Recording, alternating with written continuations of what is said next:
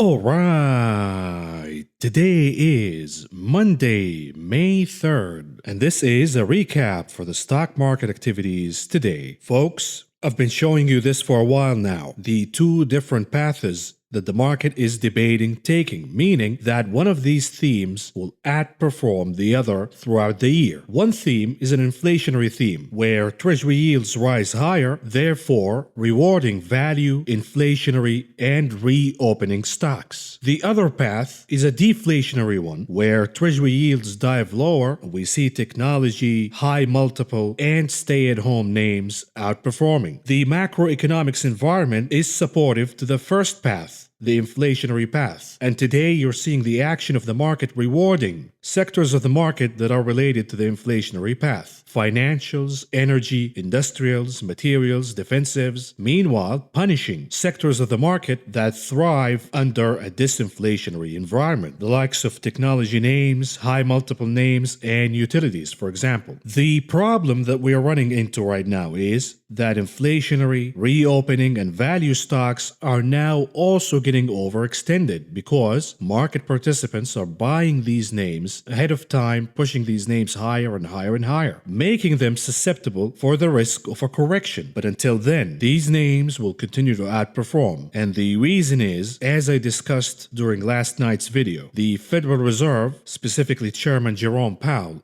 in his speech last week, pretty much told us to double down on our inflationary bets because he, as the leader of the Federal Reserve, will not do anything that is proactive when it comes to inflation. He's gonna wait till inflation meets his quote-unquote targets before doing anything about it, meaning that inflation will get out of hand first before the Federal Reserve reacts, meaning that Powell gave the green light and more room for inflationary bets to rise even higher. Whether these bets are in the stock market, for example, the inflationary stocks, or in the commodities market, or even the bonds market. Perhaps when we get the jobs report this Friday, we will hit a wall. If the number comes out way too hot, over 1 million, then the tapering talk will start and perhaps we will see some market pullback that is more inclusive, not just specific to the Nasdaq and the high multiple names. But until then, the inflationary names will continue to outperform. The other thing we got today is the ISM and PMI manufacturing indices. The ISM manufacturing index came a little light. The reading was a lot lower than the expectations. And we saw the algos, and by the way, this is a proof that algos are dumb. They're not smarter than humans. The algos reacted to the miss in the ISM manufacturing index. Right away, you saw the TLT rising higher and the Nasdaq shooting up higher. It took an hour or so before the market realized, in this case the algos or the humans who decided to reverse the move, that the initial reaction was wrong, because when you read the ISM manufacturing index, the prices paid, that is the most important indicator we were watching for. We talked about that during the conclusion of the video last night. Prices paid soared higher, signaling that inflation is getting hotter and the supply chain,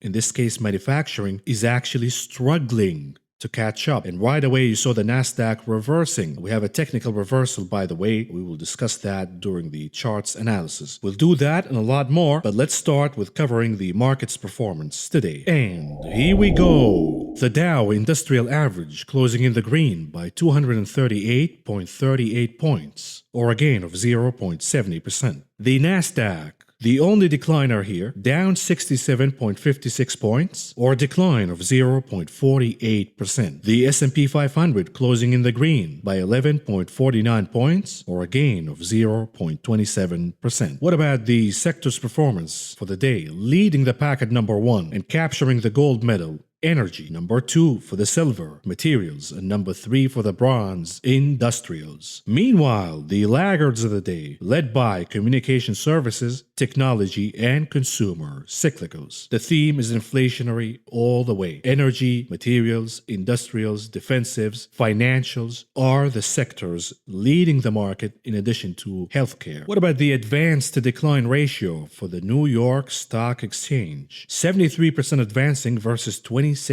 declining, a decisive day to the upside for the NYSE. What about the Nasdaq? Here is the surprise, and pay attention. 51% advancing versus 46% declining. What does that mean? The Nasdaq all in all had a positive day, even though the index and the biggest names underperformed the market. What does that tell us? While we have a technical confirmation of a reversal in the Nasdaq, we don't have a market breadth confirmation. So if you see the Nasdaq lasting higher tomorrow, you'll realize right away that that is happening because we did not have a confirmation from the advance to decline ratio. To confirm the reversal in the Nasdaq, we need a huge down day where the advance to decline ratio in the Nasdaq is extremely severe. Then we're going to have the technical plus the market breadth confirmation. Absent of that, the Nasdaq bulls are still alive. Moving on to the futures market performance, and the theme is inflationary. Plus, the US dollar declined today, and this was welcomed news by crude oil, copper, and grains. Crude oil futures rising higher today with gains above 1% or so for both the WTI and Brent. What about softs? Lumber, no stopping sign here. Massive gains day after day after day, and the housing bubble, the housing mania, continues to inflate higher and higher and higher. But hey, the Federal Reserve says, where is inflation? We don't see inflation at all. Lumber is giving the mid finger to Jerome Powell and the Federal Reserve. Here is your inflation getting out of hand. Yet we saw declines for sugar, coffee, coca, and OJ futures. Meanwhile, modest gains for cotton futures. What about metals?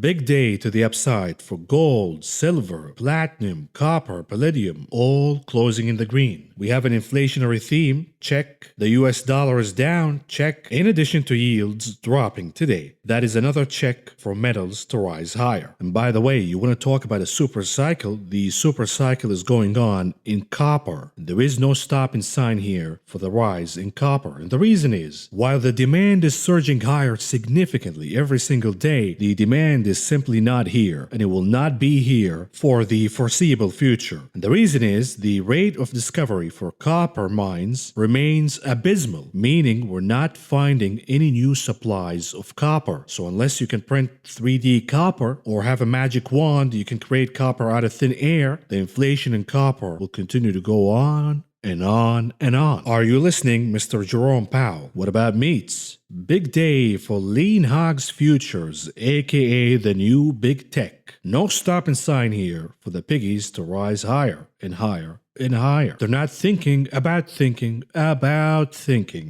pulling back. But you know who's pulling back? Live cattle futures down for the day. Meanwhile, feeder cattle futures muted for the day. What about grains? Modest gains across the board, muted for the most part. Leading the gains, soybean oil futures. Meanwhile, the losses are led by canola futures. But the super cycle, or the thupathackle, as our friend Dine Ives says, is not an apple, by the way. It is in commodities and grains. We just talked about copper. Let's talk about grains. We still have the phenomena of La Nina, and that is pushing grains prices higher and higher and higher, due to the drought created by the La Nina phenomenon. And here is a piece from Bloomberg, and it shows you the reservoirs over California in the western United States all dried up, specifically here in California. Matter of fact, we have a shortage of water, and the authorities are close to issuing an emergency declaration, specifically in the state of Arizona, because the drought problem has reached extreme levels in states like Nevada and Arizona. And by the way, the food index is surging higher, and the last time we've seen those prices were back all the way to 2012. And back then, the inflation of food prices was behind the Arab Spring and lots of revolutions and political chaos across the world. Now we're seeing this phenomena again of food prices inflating to extremes. And now you have Arab governments shitting their pants once again, because as these food prices continue to rise higher, you're going to see more political instability. Thank you to the Federal Reserve, led by the genius, Jerome Powell.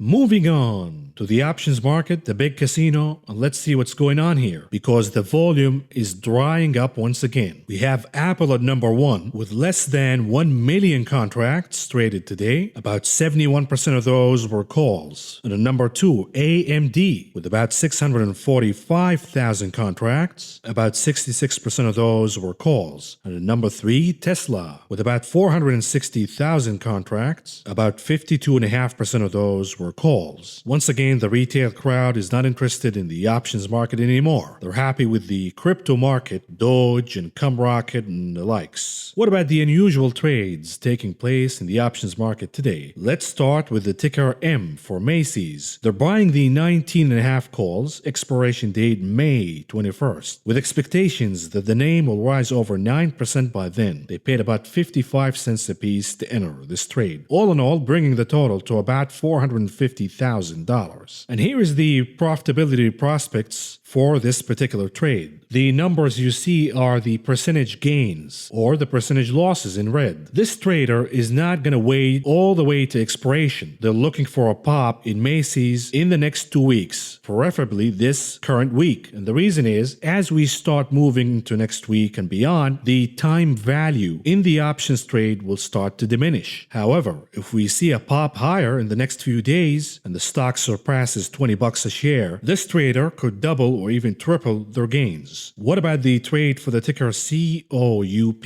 for Coupa Software? They're making a bearish bet this time around by buying the 230 puts, expiration date May 21st, with expectations that the name will drop over 11% by then. They were willing to pay about $1.65 a piece to enter this trade. All in all, the total entry cost for this trade at about $1.1 million.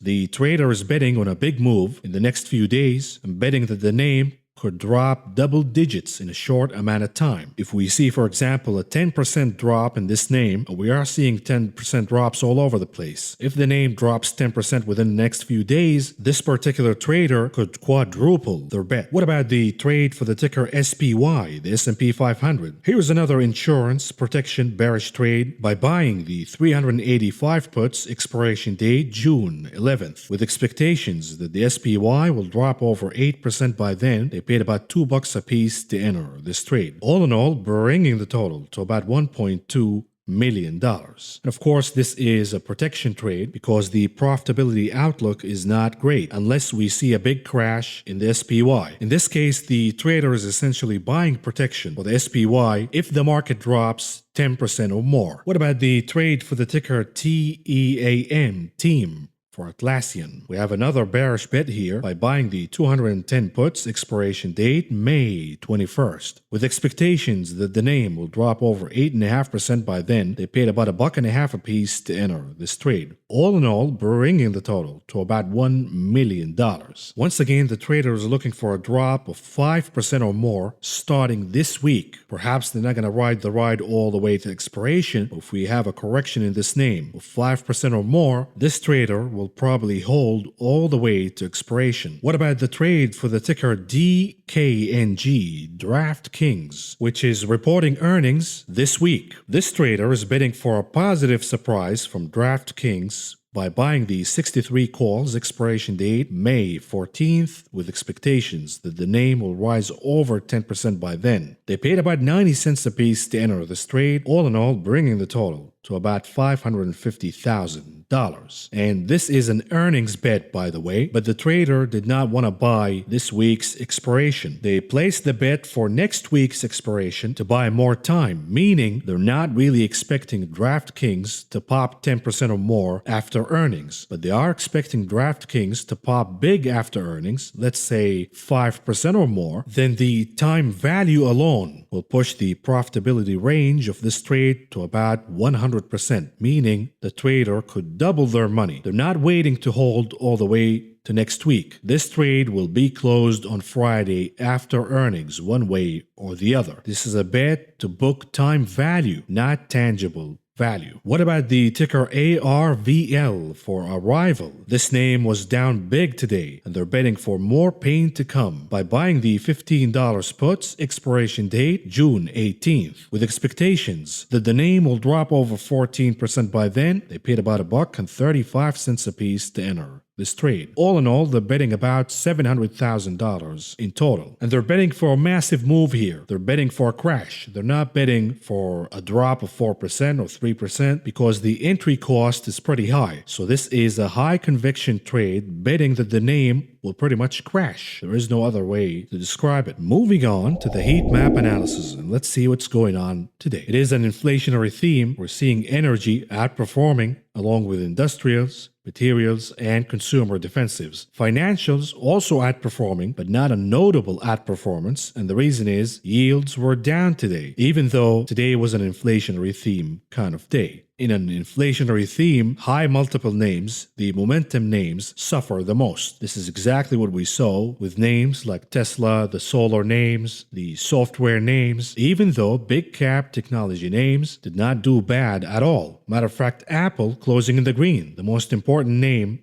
in the Nasdaq, closing by almost 1% gains today. Microsoft, Google, Facebook down for the day, but not by much. We saw the old school value names in the technology sector outperforming. Names like IBM, Cisco, SAP, Oracle, all outperforming today. We also have dip buying going on in the healthcare sector. We saw a sell-off last week, and this week they're buying the dip aggressively, at least during the first day of the month. What about the different themes of the market, starting with the reopening trade? The reopening trade remains in favor, but we are seeing tamed gains, meaning more caution in buying these names ahead of earnings, because they ran really hot already. A lot of these names are reporting earnings this week, and these earnings and outlooks better be really good to justify where these stocks are trading. But all in all, the reopening trade still in favor. And the dips, by the way, will be bought aggressively. What about the inflationary trade? Notable outperformance. Naturally, you double down on these bets in the inflationary stocks until we see that the Federal Reserve is taking inflation seriously by talking about tapering. And by the way, once again, dips and corrections in these names are worthy of buying. For example, take a look at a name like CarMax. CarMax got whacked after reporting earnings, but the dip was bought right away and the stock recovered all the losses and then some. Why? Because the prices of used cars are skyrocketing higher. There is no end to used car inflation. That is good for a name like CarMax. What about the disinflationary trade? Perhaps the dips are not going to be bought for these names, specifically when we talk about the high multiple names. Forget about airlines and D.R. Horton right now. These names, home builders, will benefit in the initial stages of inflation. But the high multiple names, the likes of Snapchat, Okta, Tesla, are getting a nice haircut. The question is, will the dip be bought in these names or not? We know the dips will be bought for the inflationary trade, but will the dips be bought in these names? If the dips are not bought, then we will see another big correction for the Nasdaq. Moving on to the charts analysis, starting with the SPY, this time around 15 minutes chart. We are still trading in range. We had the gap and crap, the V-shaped recovery, going down to retest the support of 417. For now, the retest was successful and the SPY was able to gap higher again today. But the resistance level of 420 remains extremely difficult to crack above because we have two massive reversal candles from that level of 420, meaning you're going to need a lot of energy, a lot of momentum to push the SPY above 420. What about the daily chart of the SPY futures, the continuous contract? Once again, we are in this slow grind higher. The problem is, I'm giving this a thumbs down because we have a negative divergence in the RSI. We have a loss of momentum from the MACD indicator, meaning that the move is extended and ready and primed for a correction. The problem is, and this is the conflict, and by the way, let's read this question because it is an excellent question, by the way. The viewer says, you talked about the SPY being overextended in part because the inflationary stocks, but also suggest doubling down on these stocks. If there is a major correction in the SPY to 3,960, wouldn't that correction go across the board In other words, you would not expect to see inflation stocks like Alcoa, Freeport-McMoran, Cleveland Cliffs continue moving upward while the rest of the SPY kissed the asphalt. Here is a map for the S&P 500. As you can see, while the technology sector is important, we saw a big down day for names like Amazon and Tesla, but the SPY closed in the green. And the reason is the inflationary trade is outperforming significantly in metals, in industrials, defensives, energy, financials, and now we have healthcare joining the move higher. So even if Facebook, Google, and Apple decline along with Amazon and Tesla and the rest of the software names and technology stocks, if financials, energy, defensives, materials, industrials continue to outperform significantly, the SPY will hold a lot better than the Nasdaq. Matter of fact, the SPY could continue to consolidate or even move higher. What will take the SPY down for a 5% correction, for example? It will take more participation in the downside, not just from the big cap technology names, but we need to see a reversal in financials, materials, defensives, industrials, energy to see the SPY going down. Now, let's brainstorm what will take energy and industrials down, for example. Is it going to be a resurgence of COVID, the Black Swan event? It could be, but that is not likely for now. We can continue to brainstorm all the other scenarios where these inflationary sectors of the market will drop down and crash with the Nasdaq. You're not going to find many scenarios. The most plausible scenario is a panic in the stock market due to tapering or tapering fears. That could happen as soon as Friday, by the way. Let's say we get a jobs report that we created over 1.3 million jobs last month. Then we're going to start to see inflationary fears heading a gear higher, and that will lead to more tapering expectations. We could see a panic and you see oil going down, materials going down, and that will take the SPY down. But beside that, the inflationary stocks remain in favor. Now, you gotta use your head too. You can't be stupid betting on these names. For example, take a look at the chart of Deere. The name is overextended. It doesn't mean that it has to pull back right now. But would you double down right now on Deere? Of course not, at least not for me. But if the name drops down, that would be a buying opportunity. So yes, double down on the inflationary trade, but also use your head. For now, the only risk for the SPY to drop down is a taper tantrum. Absent of that, the SPY could continue to outperform. And this is the struggle, by the way. The technicals for the SPY are overextended, and the VIX looks like it's ready to pop. But for the VIX to pop, the SPY should go down. So does that mean that we are about to see a taper tantrum? Because absent of that, the inflationary stocks will continue to go higher, keeping a floor on the SPY, and the VIX is not going to pop higher. So this is the debate that I go through every single day. Is the overextension in technicals a warning sign of overheating, or are they a sign that the momentum is too strong? For now, I am doubling down on my inflationary bets via call options until the taper tantrum happens, because we don't know when the taper tantrum will happen. All we know that the Fed is extremely stubborn in starting to talk about tapering. Enough with the S&P 500, and let's move on to the Nasdaq. Starting with a 15-minute chart of the triple Qs. We had the gap and crap. That was a solid reversal signal. And then we had the rejection after breaking the support of 340. That was the first rejection, and today we saw the second rejection from the resistance level of 340. The Nasdaq managed to go all the way there and reversed to the penny from 340. Matter of fact, the high of the day was 339.99. What does that tell us? It tells us that 340 is extremely difficult to crack above. 340 in the Nasdaq, the Qs, is the equivalent of 420 in the SPY. These two levels will be extremely difficult to crack above, so the risk has now shifted to the downside. What about the daily chart of the continuous contract of the Nasdaq? We now have the double top formation. We went all the way down to the purple line support, but we have a negative divergence in the RSI, and the acceleration of the negative momentum from the MACD indicator is becoming more evident, meaning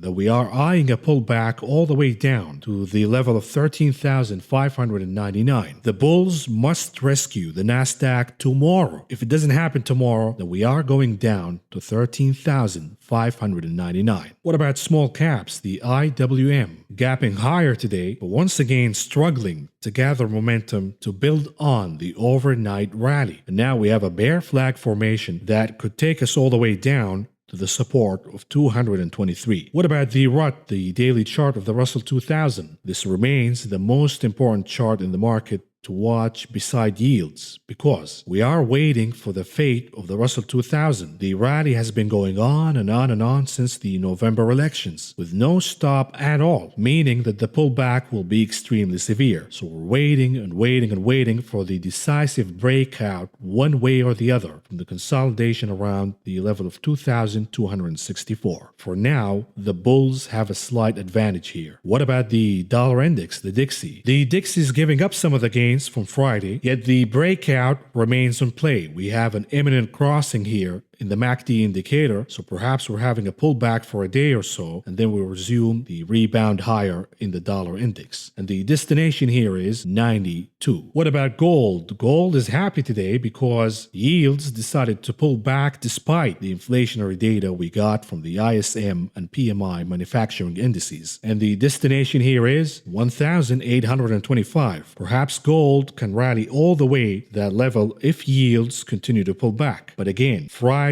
will be extremely important because if the employment report comes out hot, yields will bounce higher. If yields bounce higher, the bounce in gold will stop as well. So we are looking for 1,825 as the next target before a pullback. What about Bitcoin? Bitcoin has a giant bear flag formation. We are still trading below the trend line. The challenge for the bulls is to recapture the trend line, which is an extremely difficult mission to accomplish. We are still having a negative divergence in the RSI, and therefore the bears still have the advantage in this chart until and unless the bulls recapture and reclaim the yellow trend line. If that doesn't happen, then the bear flag will play out and the destination will be 42,000. What about yields? Yields reversing lower today after the manufacturing indices. And the question is, are we seeing a head and shoulder formation? You could look at it as a bear formation, bear flag formation that is, or a head and shoulder formation. If that is the case, then perhaps yields will pull back all the way till the jobs report on Friday. Now, I can already hear you. If yields are going to pull back, then shouldn't that be good for the Nasdaq? It should in theory. And therefore I'm saying we have a technical confirmation of the reversal in the Nasdaq, but we don't have the market breadth confirmation. So if yields are going to continue to pull back, perhaps we'll see the Nasdaq rebounding soon. If yields, however, continue to rally higher, then we do have a confirmation of the market action we saw today, and perhaps we have more declines to come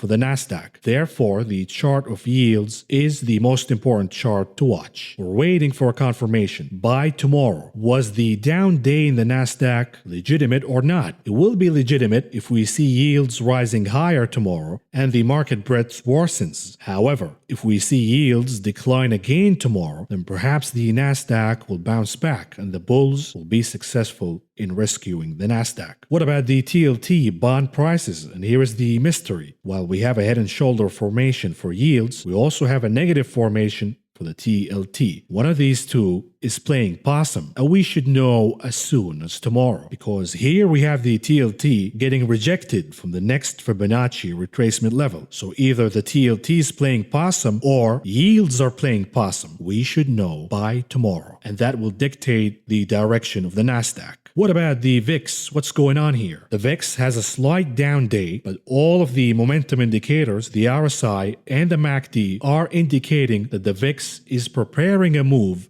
to crack above 20 once and for all. If that is the case, the SPY will go down. As we discussed earlier, what will take the SPY to go down? Shooting, oil, materials, defensives, financials, the inflationary side of the market. What will take to shoot the inflationary side of the market? A taper tantrum. You see how Sherlock Holmes plays the game? Just reading the tea leaves. What about Apple? 30 minutes chart. We had blockbuster earnings for Apple, and we have the boss, the capo di capi of the iMob, Tim Apple. Tim Apple is announcing that he will buy back $90 billion worth of Apple stock. In addition, over the weekend, the big buffet, Warren Buffett, announcing that he will buy back billions and billions of dollars of Berkshire Hathaway stock. In essence, also buying back Apple stock. So you have two behemoth, billions of dollars to buy back Apple stock. Meaning, Tim Apple is saying, put your blindfold on, buy Apple stock because I will buy it back from you at a higher price. If this argument is not impressive enough to the market to rally Apple higher and break the consolidation, then what would it take? What would it take to push Apple stock higher? Perhaps we have reached peak good news for the name. We will see. What about Tesla, the souffle? We saw the market manipulation that happened via the options market on Friday, and that is reversing right away. Some criminal that shall remain nameless has been manipulating the stock, and now it is reversing higher, not capturing support, but we are waiting for the chart to break the line in the sand, 679, and closing the week below that level. That will be a confirmation for more pain to come in Tesla. We still have negative divergence in the RSI, but we still have the acceleration in the negative momentum from the MACD indicator. Moving on to the conclusion of this video, what do we have on the economic calendar tomorrow? We have factory orders. That will be an important indicator to watch. But beside that, we have a slow day in the economic calendar. What about the earnings calendar? We have CVS, Pfizer, and T-Mobile. Anyways, that's all I got for you for now. And stick around later tonight. We have the premiere of the new headlines of the day segment that is coming out tonight. So I will talk to you again very soon. If you found the information presented in this video helpful, please subscribe, press the like button, the notification button, and follow me on social media.